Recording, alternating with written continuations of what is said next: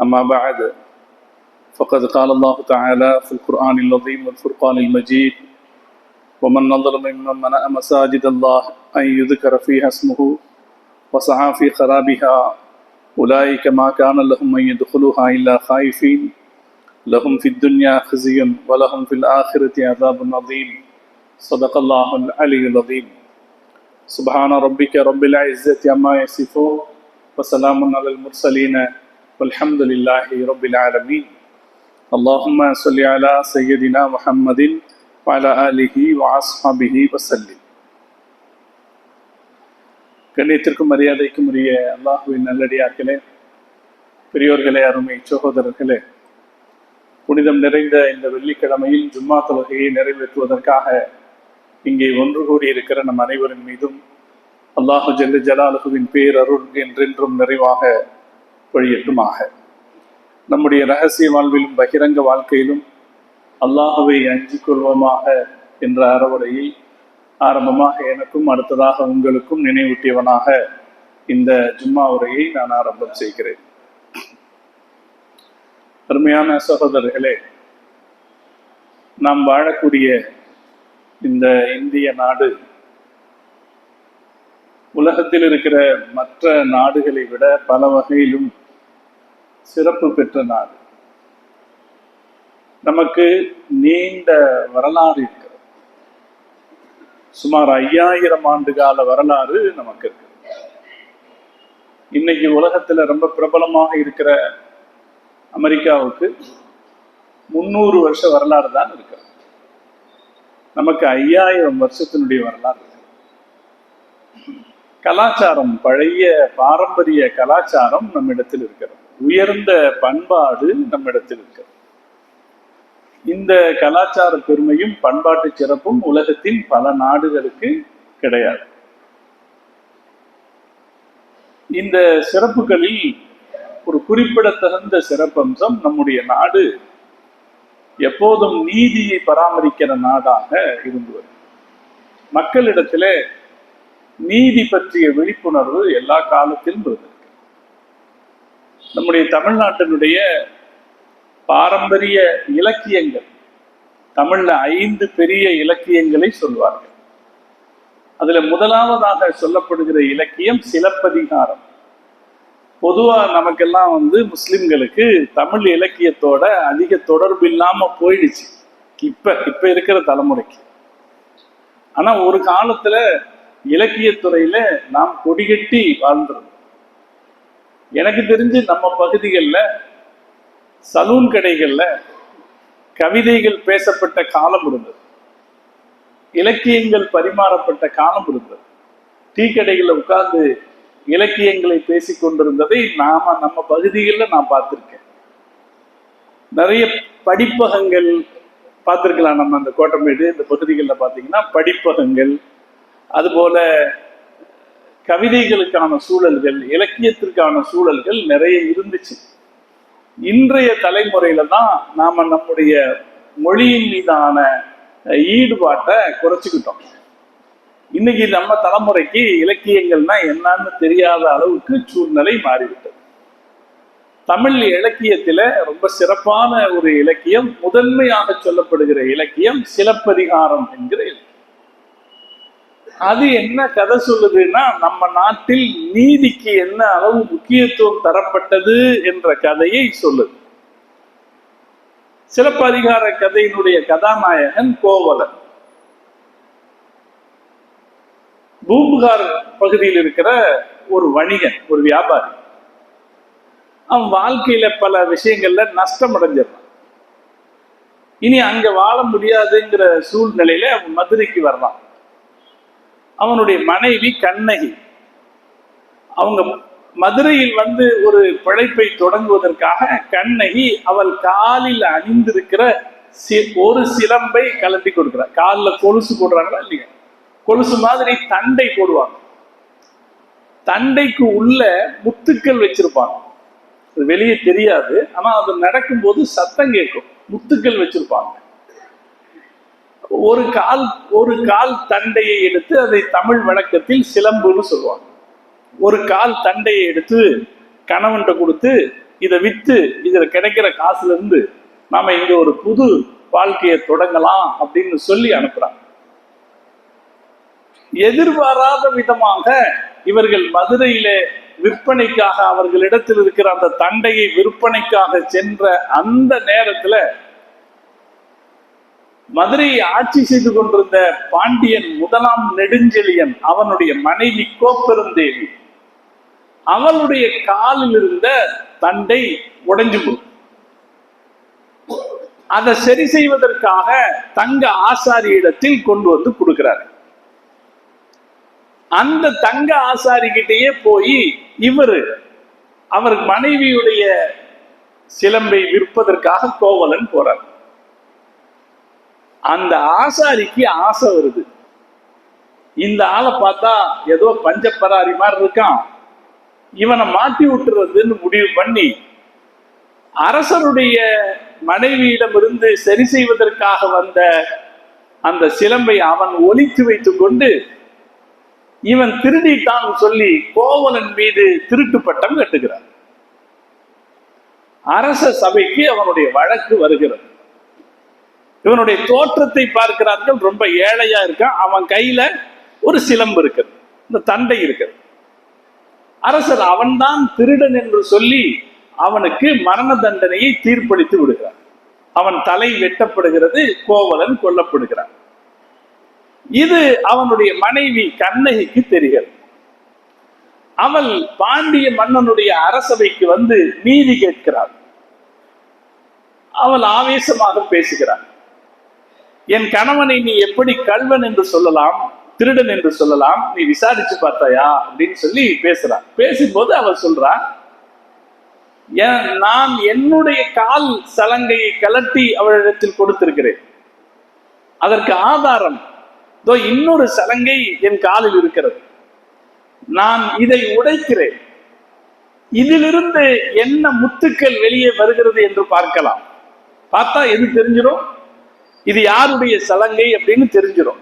உன் மனைவியினுடைய சலங்கையும் உடைச்சு பார்க்கலாம், அதில் என்ன முத்துக்கள் இருக்கிறதுன்னு தெரிஞ்சிடும் என்று அவன் யோசனையின்படி உடைத்து பார்த்த போது கண்ணகியின் கால் சிலம்பில் சிவப்பு நிற முத்துக்கள் வெளியே வந்தது. கோப்பெருந்தேவியினுடைய கால் சிலம்பில் இருந்து வெண்மை நிற முத்துக்கள் வெளியே வந்தது. அப்போது அந்த அரசனுக்கு தவறு நடந்து விட்டது என்று தெரிந்தது. ரொம்ப அருமையா இந்த காட்சியை இளங்கோவடிகள் எழுதியிருப்பார். எழுதிவிட்டு இப்படி நடந்தது என்று தெரிந்த உடனே சபை நடந்து கொண்டிருக்கிறது. அந்த சபையிலே இந்த உண்மை வெளிப்படுகிறது. பாண்டியன் நெடுஞ்செழியன், முதலாம் நெடுஞ்செழியன், ஆஹா இப்படி தீர்ப்பு சொல்லிவிட்டேனே, யானோ அரசன் யானே கல்வன், ரொம்ப பிரபலமான வார்த்தை. நானா அரசன், நான் அல்லவா திருடன், இப்படி ஒரு தீர்ப்பு சொல்லிவிட்டேனே என்று சொல்லி அப்போதே கீழே விழுந்து இறந்து போனார். அவன் இறந்ததை பார்த்த அடுத்த கணம் அவனுடைய மனைவி கோப்பெருந்தேவியும் கீழே விழுந்து இறந்து போனாள் என்பது சிலப்பதிகாரத்தின் கதை. இந்த கதை சொல்லுகிற செய்தி என்னன்னா, அந்த திரு சிலப்பதிகாரம் சொல்லும், அது என்ன தத்துவம் சொல்லு வருகிறதுனா, அரசியல் பிழைத்தோர்க்கு அறம் கூற்றாகும். அரசியல்ல யார் தப்பு செய்யறாங்களோ அவங்களுக்கான தண்டனை கூற்றாகும். அப்படின்னா மரண தண்டனை தான். அரசியலில் பிழைத்தா இருக்குன்னா அரசியல்ல யார் தப்பு செய்யறாங்களோ அவர்களுக்கு அறம், அவர்களுக்கான தண்டனை என்னன்னா கூற்றுன்னா மரணம், கூற்றான்னா மரண தண்டனை தான் அப்படிங்கிற கருத்தை சிலப்பதிகாரம் சொல்லுது. இப்ப நம்முடைய பழைய நாகரிகங்களே எதை போற்றுகின்றன என்றால் நீதி வலுவாமல் நடந்து கொள்ள வேண்டும் என்பதை போற்றுகின்ற நாடு நம்முடைய நாடு. நீதிக்கு ரொம்ப முக்கியத்துவம் கொடுத்த நாடு நம்முடைய நாடு. முகலாய சக்கரவர்த்திகளில் ஜஹாங்கீர் உலக அளவில் நீதிக்கு பெயர் பெற்றவர். ஜஹாங்கீர் இந்தியாவை ஆட்சி செய்த அரசர்கள்ல ரொம்ப பேரரசர். வரலாற்றில் ஏற்பட்டிருக்கிற துயரம் என்னன்னா, இன்னைக்கெல்லாம் வரலாறு சொல்லி கொடுக்கும் போது இந்த அருமையான இந்த அரசர்களை கேலியா சொல்லி கொடுக்குறாங்க. முஸ்லிம் அரசர்களை பத்தி பேசுறதா இருந்தாலே கேலியா பேசுறதுதான் இன்னைக்கெல்லாம் அந்த வரலாறு சொல்றவங்களுடைய பழக்கம். ஆனா அருமையான பேரரசர். நம்ம எல்லாம் ஆக்ராவுக்கு போனோம்னா ஆக்ரால தாஜ்மஹாலை பார்ப்போம். தாஜ்மஹாலை மட்டும் பார்க்க கூடாது. ஆக்ரால ஆக்ரா கோட்டைன்னு ஒண்ணு இருக்கு. இந்த ஆக்ரா கோட்டையை போய் பார்க்கணும். அந்த பார்த்தா தான் எவ்வளவு ஒரு அருமையான ஒரு வாழ்க்கை அவர்கள் வாழ்ந்திருக்கிறார்கள் அப்படிங்கிறது தெரியும். அதுல ஜஹாங்கீருக்கு முக்கிய பங்கு இருக்கு. அவர் எப்படி ஒரு இன்னோவேட்டிவ், புதிய புதிய விஷயங்களை கண்டறிவதில் ஆர்வமுள்ள அரசராக இருந்தார் அப்படிங்கிறது தெரியும். அவர் நீதிக்கு ரொம்ப முக்கியத்துவம் கொடுத்தார்.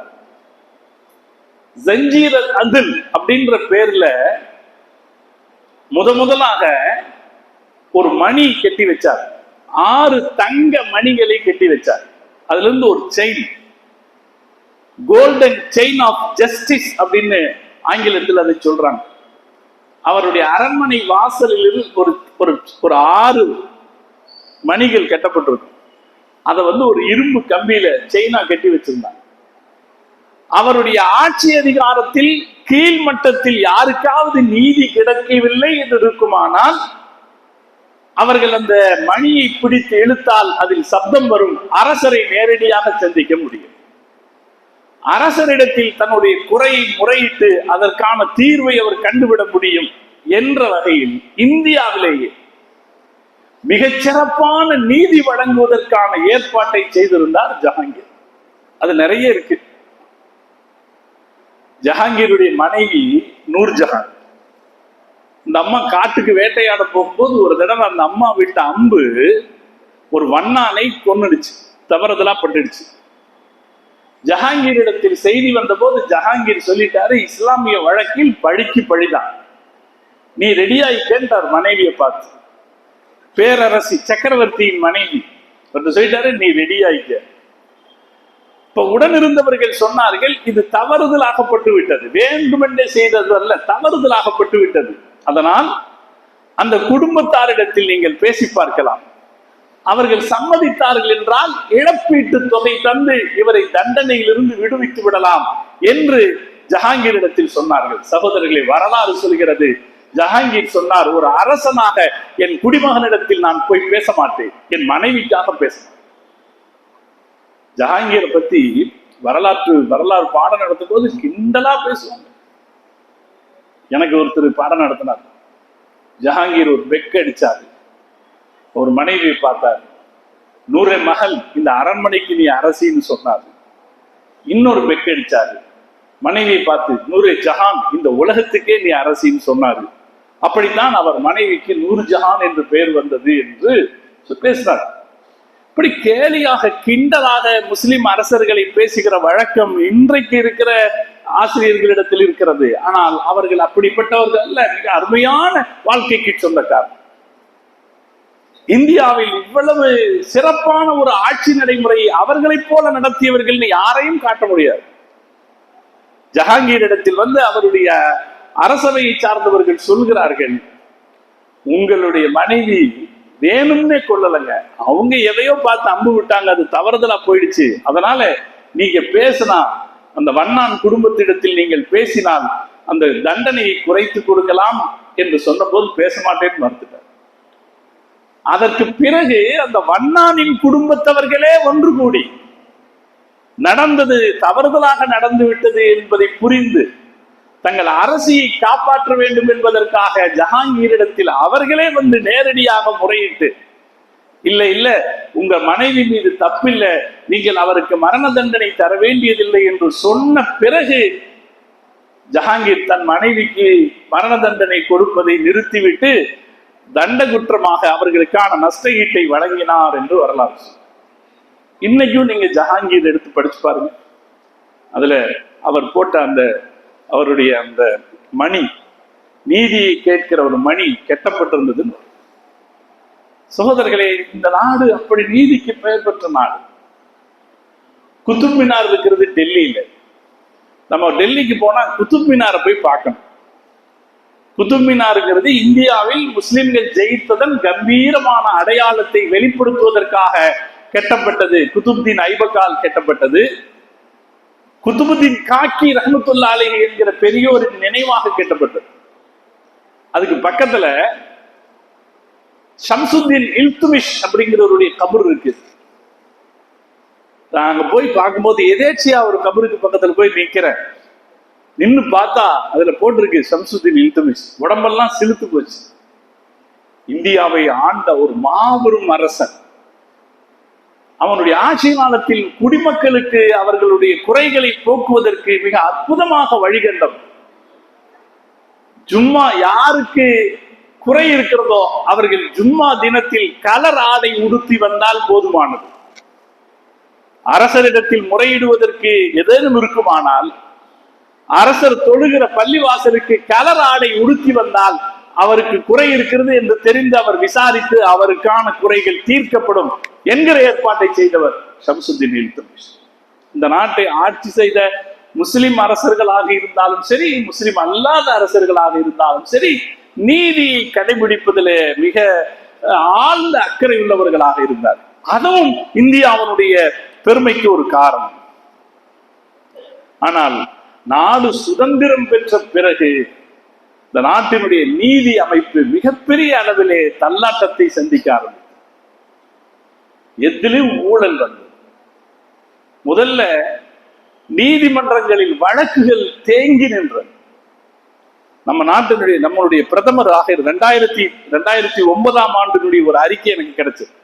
2009 ஆண்டு அப்போதைய பிரதமராக இருந்த டாக்டர் மன்மோகன் சிங் இந்தியாவுடைய உயர் நீதிமன்ற நீதிபதிகள் மட்டுமே கலந்து கொண்ட ஒரு பெரிய கூட்டத்தில் அவர் சொல்கிறார்,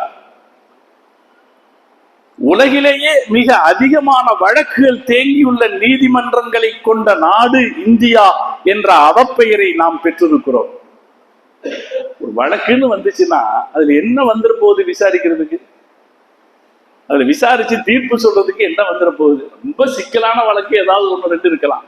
மற்ற வழக்கு தான் சீக்கிரம் தீர்ப்பு சொல்லலாம். இஸ்லாமிய நீதிங்கிறது உடனடியாக கிடைக்கிற நீதி. நம்ம நாட்டுல நீதிங்கிறது அவ்வளவு தாமதம். ரொம்ப வேடிக்கையாக சொல்வார்கள், தீர விசாரிப்பதே தீர்வுன்னு சொல்லுவாங்க. நம்ம நாட்டுல வாதியின் சொத்துக்களும் தீர, பிரதிவாதியின் சொத்துக்களும் தீர விசாரித்து முடிவு சொல்வார்கள். முடிவு சொல்லும் போது ஒண்ணும் கிடைக்காதுப்பாங்க. மன்மோகன் சிங் சொல்கிறார், நமக்கு ஏற்பட்டிருக்கிற ஒரு பெரிய அவமானங்க இது. நம் நாட்டுல நீதி சீக்கிரம் கிடைக்காது, லேட்டா கிடைக்கும். நிறைய வழக்குகள் நீதிமன்றத்துல தேங்கி நிக்குது. நம் நாட்டின் உயர் நீதிமன்றங்களில் மட்டும் 42,18,000 வழக்குகள் தேங்கியிருக்கு. 42 லட்சம் வழக்குகள் தேங்கியிருக்கு. அந்த வழக்குகளில் எவ்வளவு பிரச்சனைகள் இருக்கும், எவ்வளவு நுணுக்கமான மக்களை பாதிக்கிற பிரச்சனைகள் இருக்கும். 42,18,000 வழக்குகள் உயர் நீதிமன்றத்தில் இருக்கிறது. கீழமை நீதிமன்றங்கள், அதாவது மாவட்ட நீதிமன்றம், அதுக்கு கீழே முன்சிப் கோர்ட் சொல்றாங்க, அதுல 2,80,00,000 வழக்குகள் தேங்கி இருக்கிறது. இப்ப நான் சொல்ற கணக்கு 10 வருஷத்துக்கு முந்தின கணக்கு. இப்ப இவ்வளவு வழக்குகள் நீதிமன்றத்துல தேங்கி இருந்தா அது எப்படி ஒரு சரியான நீதி கிடைக்கும்? அதனால சுதந்திரம் பெற்ற பிறகு நம் நாட்டினுடைய நீதி அமைப்புல மிகப்பெரிய தடுமாற்றம் ஏற்பட ஆரம்பித்து விட்டது. இன்னைக்கும் அப்படித்தான். சீக்கிரமா எந்த ஒரு விஷயத்துக்கும் தீர்வு கிடைக்காது. ஒண்ணு வழக்குகள் தேங்கி நிக்கிறது ஒண்ணு, அதுக்கு அப்புறம் நீதிபதிகள் தீர்ப்பு வழங்குவதிலேயே அரசியல் சாசன நடைமுறைகளை தாண்டி வேறு வேறு காரணங்களை தீர்ப்புகளுக்கு பகிரங்கமாக பயன்படுத்த ஆரம்பித்தார். நீதிபதிகள் குறித்து யாரும் தப்பா கருத்து பேச முடியாதுன்ற ஒரு பாதுகாப்பு இருக்கு. நீதிபதிகளை விமர்சிக்க, நீதிபதிகளுடைய தீர்ப்பை விமர்சிக்க கூடாது அப்படின்னு ஒரு பாதுகாப்பு இருக்கு. இந்த பாதுகாப்பை பயன்படுத்திக்கிட்டு நீதிபதிகள் அவங்க என்ன தீர்ப்பு சொல்லணுமோ அதுல சட்டம் என்ன சொல்லுகிறது என்ற தீர்ப்பை வழங்குவதை விட்டுவிட்டு சட்டத்தை தாண்டி கருத்துக்களை சொல்ல ஆரம்பித்தார். பல விஷயத்துல, 1-2 அல்ல, பல விஷயத்துல. பாபர் மஸ்ஜித் வழக்கு அதுக்கு ஒரு உதாரணம். 2019 நவம்பர் மாசம், இதே போன்ற ஒரு நவம்பர் மாசத்துல தான் பாபர் மஸ்ஜித் வழக்கிலே தீர்ப்பு சொன்னார். அந்த தீர்ப்பு எப்படி இருந்தது?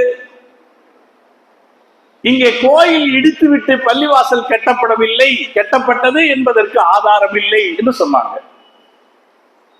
கோயிலை இடிச்சிட்டு பள்ளி கட்டினாங்கிறதான பிரச்சனையே. ஆனா கோயில் இடிக்கப்படல, இடிச்சிட்டு தான் பள்ளிவாசல் கெட்டினாங்கன்றதுக்கு எந்த ஆதாரமும் இல்லை. அதை சொன்னாங்க, அதை ஒத்துக்கிட்டாங்க. கோயிலுக்கு அந்த பள்ளிவாசலுக்கு கீழே இருந்த தூண்கள், அந்த தூண்களில் கோயில் இருக்கிறது என்பதை நிரூபிக்க முடியாது அப்படின்னு சொன்னாங்க.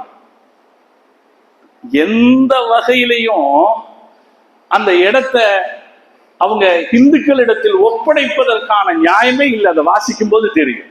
ஆனால் கடைசியில வேற வழி இல்லை, அதை அவங்கள்ட்ட தான் கொடுக்கணும் என்று அதை அவங்கள்ட்ட கொடுத்துட்டு முஸ்லிம்களுக்கு ஒரு 5 ஏக்கர் நிலம்னு ஒதுக்கி அதை ஒரு கண்துடைப்பாக செய்து முடிச்சாங்க. அது ஒரு கண்துடை, பகிரங்கமாக நடைபெற்ற ஒரு கண்துடை. அந்த வழக்கிலே தீர்ப்பு வழங்கிய நீதிபதிகள் ஒருத்தர் தான் இப்ப இருந்தாரு, டி.வை. சந்திரசூட். இப்ப தலைமை நீதிபதியாக இருந்து ரிட்டையர்ட் ஆகிறார் சில நாட்களுக்கு முன்னால். அவர் சொல்றாரு, இப்ப எங்களுக்கு அது ரொம்ப சிக்கலான வழக்கா இருந்துச்சு, நான் கடவுள்கிட்ட கேட்டு அவர் சொன்னபடி தீர்ப்பு வழங்கினேன்கிறார். அப்பட்டமாக தெரிஞ்சது நம்முடைய நாட்டினுடைய நீதிமன்றங்கள் நீதியின் அடிப்படையிலான தீர்ப்புகளை வழங்குவதை விட்டுவிட்டு மக்கள் என்ன நினைப்பாங்களோ, மக்களுடைய அல்லது ஆட்சியில் இருப்பவர்களுடைய மனோ விருப்பத்திற்கு ஏற்ப தீர்ப்பு வழங்க தொடங்கி விட்டார்கள். இது இப்ப தொடர்ந்து நடந்துகிட்டு எல்லா இடத்துலையும் நடக்க ஆரம்பிச்சு. ஒரு கோர்ட்டு, சின்ன கோர்ட்டு, பெரிய கோர்ட்டு இல்லாம நம்ம நாட்டில் எல்லா பக்கமும் நடக்க. நம்ம நாடு நீதிக்கு பெயர் பெற்ற நாடு. உலகம் பூரா இந்தியாவில் இருக்கிற நீதியை பற்றி பேசுவார். ஆனால் இன்றைக்கு அது மிக அப்பட்டமாக அநீதியின் வழியில் சார்ந்து செல்வது போன்ற ஒரு தோற்றம் தொடர்ந்து ஏற்பட்டு கொண்டே இருக்கு. அப்படி ஒரு பிரச்சனை தான் இப்ப உத்தரப்பிரதேசத்தில் இருக்கிற சம்பல் மாவட்டத்தில் ஏற்பட்டிருக்கு. நீங்கள் பத்திரிகைகள் படித்திருப்பீர்கள். போன 24ஆம் தேதி இந்த பள்ளிவாசல் வளாகத்தில் போலீஸ் நடத்திய துப்பாக்கி சூட்டில் 5 முஸ்லிம்கள் ஷஹீதாகி இருக்கிறார். பத்திரிகைகள் யாரும் அதை பெருசாவே பேசல. ஒரு ஆள் கொல்லப்பட்டாலே அதை பெருசா பேசுவாங்க. 5 பேர் கொல்லப்பட்டிருக்கிறார், 30 பேர் கைது செய்யப்பட்டிருக்கிறார். அதில் 3 பெண்களை கைது பண்ணிருக்கு. யாருமே பெருசா பேசல. நீங்க பாத்தீங்களா? யாராவது டிவிகள் விவாதங்கள்லயோ அல்லது பத்திரிகைகளையோ யாராவது பெருசா பேசுறது பாத்தீங்களா? யாரும் பேசல. அங்க ஒரு பள்ளிவாசல் விவகாரம். நம் நாட்டினுடைய அரசியல் சாசனம் என்ன சொல்லுகிறதுனா, 1991ஆம் ஆண்டினுடைய தீர்மானம் என்ன சொல்லுதுன்னா, வழிபாட்டு தலங்கள் விவகாரத்தில் சுதந்திரம் அடைந்த போது என்ன நிலைமை இருந்ததோ அதே நிலைதான் தொடர வேண்டும். நாடு சுதந்திரம் அடைந்த போது கோயிலாக இருந்தது என்றால் அது கோயிலாக தொடர வேண்டும், பள்ளிவாசலாக இருந்தது என்றால் அது பள்ளிவாசலாக தொடர வேண்டும் அப்படின்னு ஒரு தீர்ப்பு இருக்கு. முதல் முறையாக இந்த தீர்ப்புக்கு மாற்றம் செய்து இது பாபர் மஸ்ஜித் வழக்குக்கு பொருந்தாதுன்னு சொன்னவரு இப்ப ரிட்டையர்ட் ஆனாரே டி.வை. சந்திரசூட். அவர் என்ன செய்யறது? உச்ச நீதிமன்றத்தின் நீதிபதிகள் சொல்லிவிட்டா நாம அதை கசப்பா இருந்தாலும் முழுங்கிக்கிட்டோம். என்ன செய்ய முடியும்? அந்த நீதியை நம்ம அதை எப்படி மீற முடியும்? மிக மிக வெளிப்படையாக, மிக தெளிவாக நாடு சுதந்திரம் அடைந்த பிறகு இந்த வழிபாட்டு தலங்கள் விவகாரங்களில் சர்ச்சை வரக்கூடாது என்பதற்காக திட்டவட்டமாக சொல்லி வைத்த அந்த வெளிப்படையான சரியான ஒரு நடைமுறைக்கு மாற்றமாக அவர் முதல்ல என்ன பண்ணாரு? பாபர் மஸ்ஜித் வழக்கு இதுக்கு பொருந்தாதுன்னு தள்ளி வச்சார். இன்னைக்கு அதுதான் எல்லாருக்கும் பெரிய பிரச்சனையாயிடுச்சு. இப்ப ஜான்வாபி மசூதி பிரச்சனை ஒன்று முன்னாடி வந்துச்சு, போன வருஷம் வந்துச்சு. இப்ப 3வதா இப்போ ஒரு பெரிய பிரச்சனையாக இந்த உத்தரப்பிரதேசத்தில் இருக்கிற சம்பல்ங்கிற பகுதியில் இருக்கிற இந்த பள்ளிவாசல். சம்பல்ங்கிறது ஒரு மாவட்டம். அந்த மாவட்டத்துல சாந்த சௌரி அப்படின்ற ஒரு ஊரு. அங்க ஷாஹி ஜும்மா பள்ளிவாசல்னு ஒரு பெரிய பள்ளிவாசல் இருக்கு. இந்த பள்ளிவாசலும் பாபர் காலத்தில் கட்டப்பட்டது. பாபர் காலத்தில் 3 பள்ளிவாசல் கட்டப்பட்டது. ஒன்னு பானிபட் என்கிற இடத்தில் கட்டப்பட்டது. பானிபட் யுத்தத்துலதான் முகலாயர்கள் ஜெயிச்சாங்க. அதனால அவங்க ஜெயிச்ச அந்த பானிபட் நகரத்தில் ஒரு பெரிய பள்ளிவாசல் கட்டப்பட்டது. அயோத்தியில் ஒரு பெரிய பள்ளிவாசல் கட்டப்பட்டது. அயோத்தியிலே கட்டப்பட்ட பள்ளிவாசல தான் 1992 டிசம்பர் 6ஆம் தேதி இடித்தார்கள். அவர் காலத்தில் கட்டப்பட்ட 3வது பள்ளிவாசல் இந்த சம்பரில் சாந்த சௌரி அப்படிங்கிற ஊர்ல இருக்கிற பள்ளிவாசல், பெரிய பள்ளிவாசல். பாபர் காலத்தில் கட்டப்பட்டதுன்னா வருஷம் எவ்வளவு ஆச்சு? கிட்டத்தட்ட 600 வருஷம் ஆச்சு. 1600 அவர் வாழ்ந்தவர். 600 வருஷம் ஆச்சு. 600 வருஷம் பழமையானதுங்கிறதுனால அது இந்திய தொல்பொருள் துறையினுடைய கட்டுப்பாட்டில் அது போயிடுச்சு. இந்திய தொல்பொருள் பண்டைய பொருள் பழைய பில்டிங்கில் எல்லாம் மத்திய அரசு பாதுகாக்குமா இல்லையா? இப்போதும் அது எப்ப யாருடைய கட்டுப்பாட்டில் இருக்கிறது என்றால் மத்திய அரசாங்கத்தினுடைய தொல்லியல் துறை, ASI என்று சொல்வார். மத்திய அரசாங்கத்தினுடைய தொல்லியல் துறையினுடைய கட்டுப்பாட்டில் இருக்கிற பள்ளிவாசல் அது.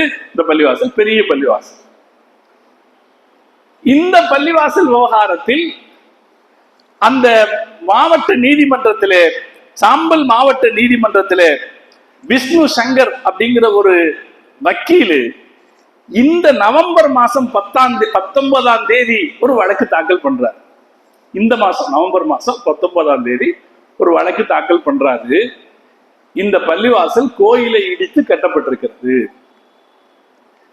அதுல அவர் சொல்றாரு, ஹரிஹர் கோயில் இருந்தது முகலாயர் காலத்தில். இந்த கோயிலின் ஒரு பகுதியை இடிச்சுட்டு அதை பள்ளிவாசலா கட்டிட்டாங்கன்னு இந்த மாசம் 19ஆம் தேதி அவரு வழக்கு தொடுக்கிறார். இப்ப நீதிபதியாக இருந்தவர் ஆதித்ய சிங் அவர் என்ன சொல்றாரு, நம்ம ஊர்ல ஒரு வழக்கு கொடுத்தா உடனே விசாரணைக்கு எடுப்பாங்களா? ஒரு வழக்கு கொடுக்குறோன்னு வைங்களேன், அது ஒரு சிவில் வழக்கு கொடுத்தா உடனே விசாரிக்க எடுப்பாங்களா? ஆனா அந்த நீதிபதி 19ஆம் தேதியே அந்த வழக்கை விசாரிக்கிறார். விசாரிச்சது மட்டும் இல்ல, அந்த பள்ளிவாசலில் ஆய்வு நடத்த வேண்டும் சொல்றார். அதுக்காக ஒரு குழுவை நியமிக்கிறார். ராகேஷ் ராகவ் அப்படிங்கிற பேர்ல ஒரு குழுவை நியமிக்கிறார். ஒரு சராசரியாக யோசிச்சு பாருங்க, ஒரு நீதிமன்றம் என்ன நடைமுறையை கையாளணும்? ஒரு வழக்கு பதியப்படுதுன்னா எதிர்த்தரப்புக்கு ஒரு நோட்டீஸ் கொடுக்கணும், அப்படித்தானே? எதிர்த்தரப்புக்கு ஒரு நோட்டீஸ் கொடுக்கணும், அவங்களுடைய கருத்தை கேட்கணும். அதுக்கப்புறம் இவங்க ஆய்வு செய்யறதுக்கு உத்தரவிட எந்த பேச்சும் இல்லை, எந்த கருத்தும் இல்லை. அதுவும் இந்த எதிர்த்தரப்பு யாருன்னா வேற யாரும் கிடையாது, எதிர்த்தரப்பு மத்திய அரசு தான். இந்த பள்ளிவாசல் யாருடைய கட்டுப்பாட்டில் இருக்கிறது? இந்திய தொல்பொருள் துறையினுடைய கட்டுப்பாட்டில் இருக்க. அப்ப அவங்க யார்கிட்ட நோட்டீஸ் கொடுக்கணும்? அவங்களுக்கு தான் நோட்டீஸ் கொடுக்கணும். 19ஆம் தேதி அவர் வழக்கு பதிவு செய்யறாரு. 19ஆம் தேதியே நீதிபதி ஆய்வு செய்யணும்னு உத்தரவு போடுறாரு. அதுக்கான ஒரு குழு நியமிக்கிறாரு. அதுலயும் ஒரு முஸ்லீம் இல்ல, ராகேஷ் அப்படிங்கிற ஒரு பேர்ல ஒரு குழு நியமிக்கிறாரு. 19ஆம் தேதியே அந்த குழு ஆய்வுக்கு பள்ளிவாசலுக்கு போயிடுச்சு. எப்படி என்ன மின்னல் வேகத்தில் காரியம் நடக்கிறது என்றால் இதன் பின்னணியில் யார் இருக்கிறார்கள்? நம் நாட்டினுடைய நீதி அமைப்பு எவ்வளவு வேகமாக வழிதவறி போய் கொண்டிருக்கிறது அப்படின்னு பாருங்க. யாராலாவது இதை ஜீரணிக்க முடியுமா? இத்தனையும் தெரிந்து கொண்டு நம் நாட்டில் இருக்கிற அரசியல் கட்சிகள் இதுவரை கேள்வி எழுப்பவில்லை. முஸ்லிம்களை ஓட்டு போடுகிற இயந்திரங்களாக பயன்படுத்துகிறவர்கள் இதுவரை கேள்வி எழுப்பவில்லை. சகோதரர்கள், நீங்க படிச்சு பாருங்க, இது எல்லாமே உங்களுக்கு நெட்ல கிடைக்கும். என்ன வழக்கு, ஏது வழக்குங்கிறது கிடைக்கும். 19ஆம் தேதி வழக்கு பதிவு செய்கிறார். 19ஆம் தேதி விசாரணைக்கு எடுத்துக் கொள்ளப்படுகிறது. 19ஆம் தேதியே அவர் ஒரு குழுவை நியமிக்கிறார். 19ஆம் தேதியே அந்த குழு பள்ளிவாசலுக்குள் சென்று ஆய்வு செய்கிறது. யாருக்கும் தெரியாது. அதனால முஸ்லிம்கள் அதை ஒண்ணும் செய்ய முடியல. இரண்டாவது ஒரு ஆய்வுக்கு இந்த மாசம் 24ஆம் தேதி, இந்த ஒரு வாரத்துக்கு முன்னாடி 24ஆம் தேதி இரண்டாவது ஒரு தடவை அவர்கள் அந்த பள்ளிவாசலை ஆய்வு செய்வதற்காக வருகிறார்கள் என்கிற செய்தி தெரிந்த போது அங்கிருந்த முஸ்லிம்கள் அதை எதிர்க்க வேண்டும் என்று ஒன்று கூடி திறந்துள்ளார். இதற்கு நியாயமான காரணம் இருக்கிறதா இல்லையா? நீங்க சொத்து யாரு கட்டுப்பாட்டுல இருக்கு? 600 வருஷமா உங்களோடதுனே வைங்க. சொத்து 600 வருஷமா யார் கட்டுப்பாட்டுல இருக்கு? முஸ்லிம்கள் கட்டுப்பாட்டுல இருக்கு. 600 வருஷமாக அங்கே தொழுகை நடைபெறுகிறது. இப்ப தொழுகை நடைபெறக்கூடிய இடத்துக்குள்ளே தேவையற்ற ஒரு ஆய்வு என்று வருகிற போது அதை எதிர்த்து போராடுகிற அதிகாரம் மக்களுக்கு இருக்கிறதா இல்லையா? அந்த மக்கள் அங்கே ஒன்றாக குழுமி அதிலே அந்த பகுதியினுடைய எம்பி இருக்கிறார், சமாஜ்வாதி கட்சியினுடைய எம்பி அதில் இருக்கிறார், எம்எல்ஏக்களுடைய உறவினர்கள் இருக்கிறார்கள். மக்கள் அங்கே திரண்டு அதை எதிர்க்கிறார்கள். காவல்துறை கலைந்து போங்க, நீதிமன்றத்தின் உத்தரவு என்று ஒற்றை வார்த்தையில் சொல்கிறது. இந்த மக்கள் கலைந்து போகாமல் நின்கிற போது மக்களை கலைப்பதற்காக தடியடி நடத்துகிறார்கள், துப்பாக்கி சூடு நடத்துகிறார்கள். எங்காவது அவ்வளவு சீக்கிரத்தில் துப்பாக்கி சூடு நடக்குமா? துப்பாக்கி சூடு எந்த சூழ்நிலையிலே பயன்படுத்தப்பட வேண்டும்? அரசாங்கத்திடத்திலே நெறிமுறைகள் இருக்கிறதா இல்லையா? ஒரு இடத்துல துப்பாக்கி பயன்படுத்தப்பட வேண்டும் என்றால் எந்த சூழ்நிலையிலே பயன்படுத்தப்பட வேண்டும் இருக்காது. துப்பாக்கி சூடு நடத்தப்படுகிறது, 5 பேர் அதில் ஷஹீதானதற்கு பிறகு இப்போது உத்தரப்பிரதேச அரசு 700 பேர் மீது வழக்கு பதிவு செய்திருக்க, 30 பேரை கைது செய்திருக்கு. பெண்களை கைது செய்கிறது. பெண்கள் மேலே இருந்து கல்கரை வீசினார்கள்னு குற்றம் சாட்டு. அது முஸ்லிம்களை அவமானப்படுத்துவதற்காக செய்யப்படுகிற ஏற்பாடு. இதுல பெரிய கொடுமை, நேற்றைக்கு நீங்க பத்திரிகை படிச்சிருந்தீங்கன்னா கொதிச்சு போயிடுவோம். என்ன சொல்றான் பத்திரிகையில? அரசு கொடுத்த அறிக்கை தான். என்ன சொல்றான்? கலவரக்காரர்களே துப்பாக்கியால் சுட்டுக் கொண்டார்கள். கலவரம் செய்தவர்களே நாட்டு துப்பாக்கியால் சுட்டு கொல்லப்பட்டிருக்கிறது. இந்த துப்பாக்கி சூட்டை போலீஸ்காரர்கள் நடத்தல. என்ன அக்கிரமம் பாருங்க. வரலாற்றிலே மிக மோசமான சூழ்நிலைகள்னு சிலது இருக்கு. பிரச்சனைகள் நடக்கிறதெல்லாம் சரிதான், அது சமயத்துல நடக்கிறது எப்படி வேணாலும். ஆனா அந்த பிரச்சனைகளை நியாயப்படுத்துவதற்கு ஒரு அரசு செய்கிற முயற்சி இருக்கு பாருங்க. நாட்டு துப்பாக்கி வெடிச்சிருக்கு. மிக சாதாரணமாக எழுகிற கேள்வி என்ன என்றால், ஒருவேளை கலவரக்காரர்கள் தான் துப்பாக்கியை பயன்படுத்தினார்கள் என்றால் அவங்க போலீஸ்காரங்களை பார்த்தாலே சுட்டிருப்பாங்க, அவங்க அதுங்களை பார்த்து சுடுவாங்க. ஒரு பகுதியில் நாட்டு துப்பாக்கி நடைமுறையில் இருக்கிறது என்றால் அதன் பொறுப்பு யாருடையது? நாட்டு துப்பாக்கி தூக்கிட்டு வர்றாங்கன்னா அதன் பொறுப்பு யாருடையது அப்படின்னு சொல்லி இன்னைக்கு ஒரு பிரச்சனையை அப்படியே திசை மாற்றி யாரும் செல்ல விட முடியாமல் 1ஆம் தேதி வரைக்கும் அந்த பகுதிக்குள் யாரும் செல்லக்கூடாது என்று தடை போட்டு யாரும் செல்ல விட முடியாமல் அந்த பகுதியை மூடி வைத்திருக்கிறார். உத்தரப்பிரதேச அரசாங்கம் பயமுறுத்தி கொண்டிருக்கிறது. தொடர்ந்து நான் கல்லெறிந்தவர்களுடைய போட்டோக்கள் இருக்கிறது, நாங்கள் பெரிய போஸ்டர்கள் அடித்து வெளியே வைப்போம்னு சொல்லுது. நமக்கு எழுகிற சந்தேகம் என்ன என்றால், போலீஸ்காரர்களுடைய உடையில அரசாங்கமே ரவுடிகளை அனுப்பி இருக்கிறதாம். சந்தேகம் நமக்கு வராதா? ஏன் எங்களை நாங்களே சுட்டுக்கோமா? இந்த இடத்துல போலீஸ்காரர் என்கிற பெயரிலே துப்பாக்கி சூடு நடத்துவதற்காக டெல்லியில் அப்படித்தான் நடந்தது. துப்பாக்கி சூடு நடத்துவதற்காக அரசாங்கமே ரவுடிகளை அனுப்பி இருக்கலாம். இதற்கு சார்புடைய இயக்கங்களுடைய ரவுடிகளை அனுப்பி நடத்தி இருக்கலாம். அப்படி நடந்திருக்கலாம். அதை விட்டுட்டு இப்ப என்ன சொல்ல, நம்ம 5 பேர் நம்ம பலியாக இருக்கிறார்கள். பலியான பிறகு இந்திய அரசின் சார்பாக, உத்தரப்பிரதேச அரசின் சார்பாக வெளிவருகிற அறிக்கை என்ன சொல்லுதுன்னா, நாட்டு துப்பாக்கி கலவரக்காரங்களே நமக்கு ஏற்படுற பெரிய வேதனை என்னன்னா, இவ்வளவு மீடியாக்கள் எல்லாம் படிச்சவங்க தானே, எல்லாம் படித்தவர்கள் தானே, எல்லாம் சாதாரணமா வர முடியாது. ஒரு தொலைக்காட்சியிலோ ஒரு பத்திரிகையிலோ யாரும் அவ்வளவு சாதாரணமாக வந்துவிட முடியாது. படித்தவர்கள் தானே. நியாய உணர்வு கொஞ்சமும் கூடவா இல்லாமல் போய்விடும்? இதில் சந்தேகமே வராதா உங்களுக்கு?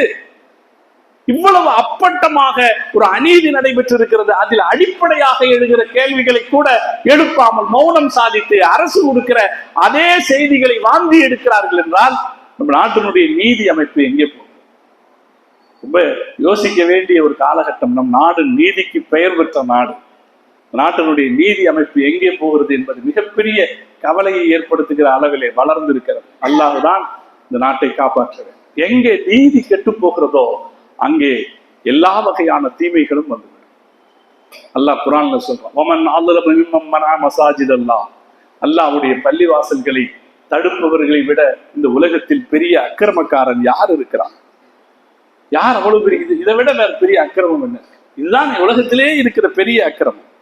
முஹம்மது ரசூலுல்லாஹி ஸல்லல்லாஹு அலைஹி வஸல்லம் அவர்கள் சொன்னார்கள், அக்கிரமக்காரர்கள் சாமானியமான அழிவை சந்திக்க மாட்டார்கள், அக்கிரமக்காரர்கள் மிக மோசமான அழிவை சந்திப்பார்கள் என்று முஹம்மது ரசூலுல்லாஹி ஸல்லல்லாஹு அலைஹி வஸல்லம் அவர்கள் சொன்னார்கள். ஸல்லல்லாஹு அலைஹி வஸல்லம் சொன்னாங்க, அல்லாஹ் கொஞ்சம் நேரம் கொடுப்பான். ரசூலுல்லாஹுடைய ஒரு ஹதீஸ் இருக்கு, இன்னல்லாஹ லயும்லில் லாலி, அல்லாஹ் அநியாயக்காரர்களுக்கு கொஞ்சம் வாய்ப்பு கொடுப்பான். ஹத்தா இதா அகதஹு, அவர்களை வளர விடுவான். உச்சிக்கு போகிற போது அல்லாஹ் அவர்களை தட்டி விடுவான். திரும்ப அவர்களால் எழுந்திருக்க முடியாத அளவுக்கு அவர்களை உயர போக விட்டு விட்டு அல்லாஹ் தட்டி விடுவான் என்று முஹம்மது ரசூலுல்லாஹி ஸல்லல்லாஹு அலைஹி வஸல்லம் சொன்னார். அலி ரலியல்லாஹு தஆலா அன்ஹு சொன்னாங்க,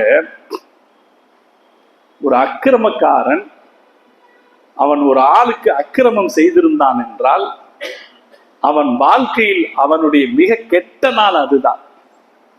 நாளை மறுமையிலே அல்லாஹ் அவனுக்கு பழிதீர்க்கிற ஒரு நாள் இதைவிட கடுமையான நாளாக இருக்கும். ஏனென்றால் அப்போது அவனுடைய உதவியாளனாக அல்லாஹ் இருப்பான் என்று முஹம்மது ரசூலுல்லாஹி ஸல்லல்லாஹு அலைஹி வஸல்லம் அவர்கள் சொன்னார். இது நம்ம மார்க்கம் பல வகையில் உலகத்துல யதார்த்தம் அதுதான். நீதி தவறுகிற இடத்துல எங்கேயுமே நிம்மதி அப்படிங்கிறது நீண்ட காலம் இருக்காது. இப்படி அப்பட்டமாக நீதி தவறப்படுகிற போது ஒரு பள்ளிவாசல் விவகாரம் என்று நாம் கவலைப்படவில்லை. இந்த நாட்டினுடைய 140 கோடி மக்களுடைய வாழ்வாதாரம் என்று நாம் கவலைப்படும். ஆட்சியாளர்கள் நீதி தவறி நடக்கிற போது அதனுடைய பாதிப்பு ஆட்சியாளர்களை மாத்திரம் பீடிப்பதில்லை, மக்களையும் பீடிக்கும். 140 கோடி மக்களுடைய வாழ்க்கையை கேள்விக்குள்ளாக்குகிற ஒரு வேலையை அரசாங்கம் செய்து கொண்டிருக்கிறது. இதுல நமக்கு ஒரு பொறுப்பு இருக்குது. நாம என்ன செய்யணும்னா, இப்படி நடந்திருக்குது அப்படிங்கிறத முதல்ல நாம விளங்கிக்கணும். அதற்கு பிறகு நாம சட்டப்படியான போராட்ட வழிகளை கையாளணும். பார்த்துக்கிட்டு சும்மா இருக்கக்கூடாது. இப்படி நடக்கும்போது என்ன செய்யறது, ஆட்சி அவங்க கிட்ட தானே இருக்குன்னு சும்மா இருக்கக்கூடாது. சட்டப்படியான நாம தப்பான வழிகள்லையும் போக முடியாது. சிறுபான்மை சமுதாயம் எப்போதும் ஆயுதங்களை கையில் எடுக்கிற ஒரு நடைமுறையை சிந்தித்து பார்க்கவும் கூடாது. அது அவங்களுக்கு தான் பாதிப்பா வரும். அதனாலே சட்டப்படி இதை எதிர்கொள்கிற வழிமுறைகள் என்ன அப்படிங்கிறது ஆய்வு செய்யப்படணும். சட்டப்படியான எதிர்ப்பு உறுதியான வகையில் தெரிவிக்கப்படணும். நீதிமன்றங்களை நாடணும். நீதிமன்றங்கள் வழியாக இதற்கு தீர்வு கிடைக்குமா என்று நாடணும். நம்முடைய இஸ்லாமிய சமூக அமைப்புகள் பலதும் உச்ச நீதிமன்றத்தில் தலையிட வேண்டும் என்று கேட்டுக்கொண்டிருக்கிறார்கள், கோரிக்கை வைத்திருக்கிறார்கள். நம்ம நாட்டில் இருக்கிற ஒரு பெரிய ஒரு பலவீனம், தேசிய அளவிலே நமக்கான ஒரு ஒருங்கிணைந்த அமைப்பு இல்லாம இருக்கு. ஒரு ஊர்ல ஒரு பிரச்சனை வந்துச்சு அப்படின்னா அது கேரளா பிரச்சனைனா கேரளா மட்டும்தான், தமிழ்நாடு பிரச்சனைனா தமிழ்நாடு மட்டும்தான். ஒரு பிரச்சனையை தேசிய அளவில் கவனிக்கிற சட்ட ரீதியான ஒரு வலிமையான அமைப்பு முஸ்லிம்களிடத்தில் இல்லாமல் இருக்கு. நம்முடைய உள்கட்சி பூசல்களே அதுக்கு காரணமா இருக்கு. நமக்கான ஒரு சட்ட ரீதியான வலிமையான அமைப்பு ஏற்படணும். எல்லாத்துக்கும் மேல நாம எல்லாம் எல்லா இடத்துல கேட்கணும். இப்ப நான் சொல்ல வந்தது அதுதான். இந்த பிரச்சனைகளை தெரிஞ்சுக்குவோம். சட்டப்படி எப்படி எதிர்ப்பு செய்யணுமோ அதை நம்முடைய தலைவர்கள் அதற்குரிய ஏற்பாடுகளை செய்கிறார்கள், தொடர்ந்து செய்து கொண்டிருக்கிறார்கள். நீதிமன்றங்களுக்கு செல்வார்கள், போராட்டங்களுக்கு செல்வார்கள்.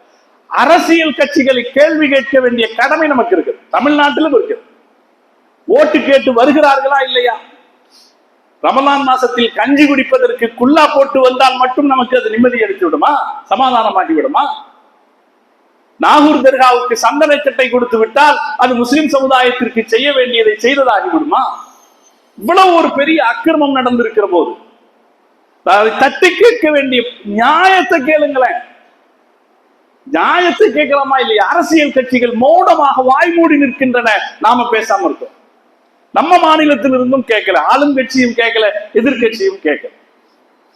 இப்ப நாம அதுக்கு காரணம் என்ன? நம்மிடத்தில் இருக்கிற அரசியல் விழிப்புணர்வு இல்லாமல் இருக்கிறது தான் கேட்கணும். நாம கட்சிக்காரர்கள் வருகிற போது அப்புறம் எதுக்கு கட்சிக்காரர்கள் இருக்காங்க? முஸ்லிம்கள் பிரச்சனை என்றால் முஸ்லிம்கள் பார்த்துக் கொள்வார்கள் என்றால் பிறகே நீங்கள் ஓட்டு கேட்டு வருகிறீர்கள். கேட்கணுமா இல்லைங்களா? கட்சிக்காரன் இப்படி நடந்திருக்கு, இதுக்கு என்னங்க தீர்வுன்னு கேட்கணுமா இல்லையா? ஒரு முதலமைச்சர் கேட்டிருந்தால் அல்லது வேறு யாராவது ஒரு கட்சியின் சார்பாக ஒரு அறிக்கை போயிட்டு இருந்தா வந்திருக்குமா இல்லையா? நமக்கு இருக்கிற பெரிய துரதிர்ஷ்டம், முஸ்லிம் நாடுகளே கேட்கறது இல்லை. பங்களாதேஷில் இந்துக்களுக்கு ஒரு பிரச்சனை என்றால் இந்தியா குரல் கொடுக்கிறது. இங்கே முஸ்லிம்களுக்கு ஒரு பிரச்சனை என்றால் முஸ்லிம்கள் மௌனம் சாதிக்கின்றன, யாரும் பேசல. முஸ்லிம்கள் மற்ற நாடுகள் கேட்கல, நம்ம நாட்டில் இருக்கிற அரசியல் கட்சிகள் கேட்கணுமா இல்லையா? அந்த விழிப்புணர்வு, அரசியல் தெளிவு நமக்கு வேணும். நாங்க வெறும் ஓட்டு போடுகிற இயந்திரங்கள் மாத்திரம் அல்ல.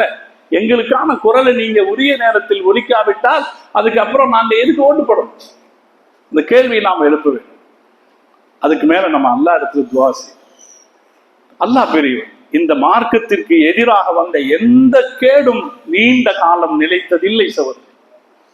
நான் உங்களுக்கு வரலாறு சொல்கிறேன்.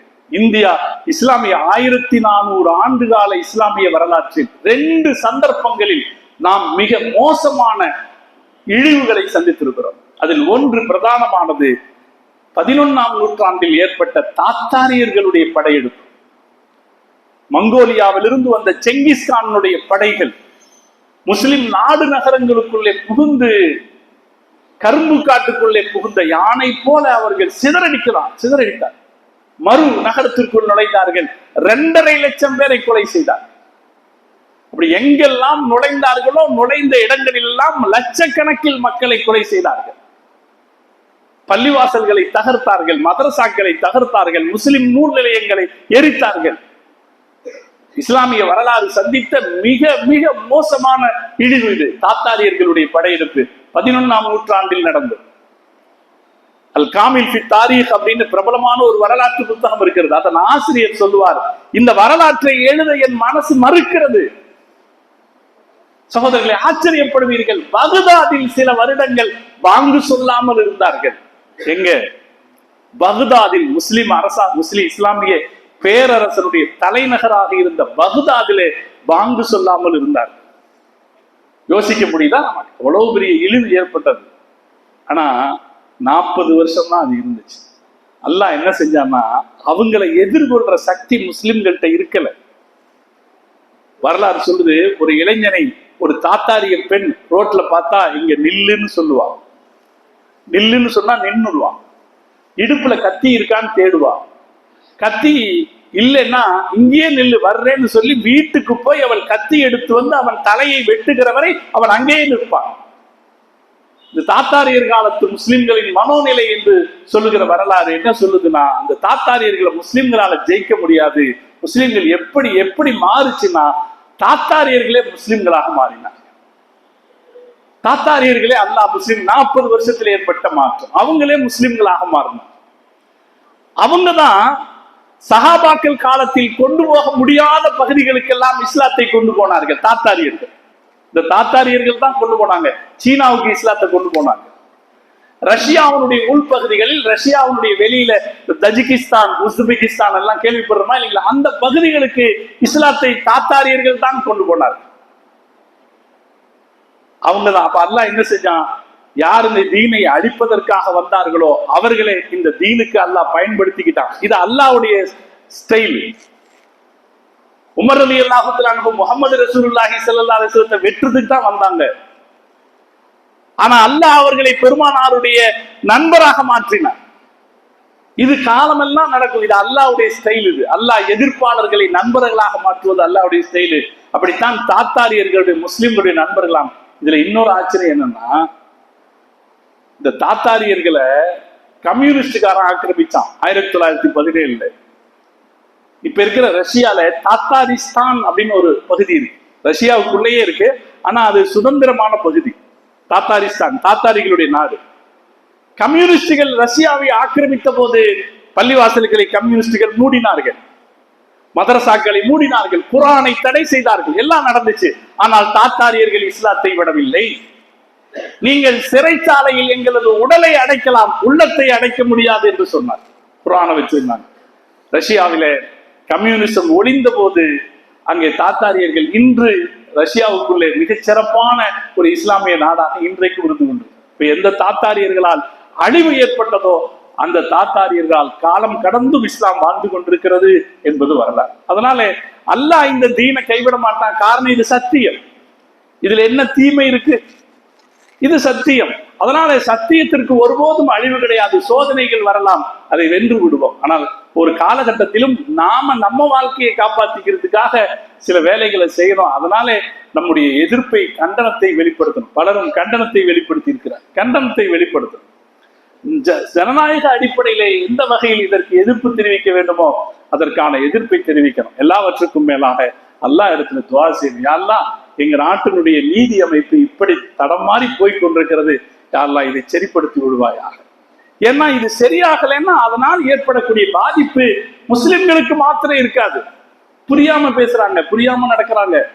ஒரு நீதி மீறப்படும் போது அதனால் ஏற்படுகிற பாதிப்பு யார் பிரதிவாதிகளோ அவர்களை மட்டும் தான் பாதிக்கும்னு நினைக்கிறாங்க. அப்படி அல்ல.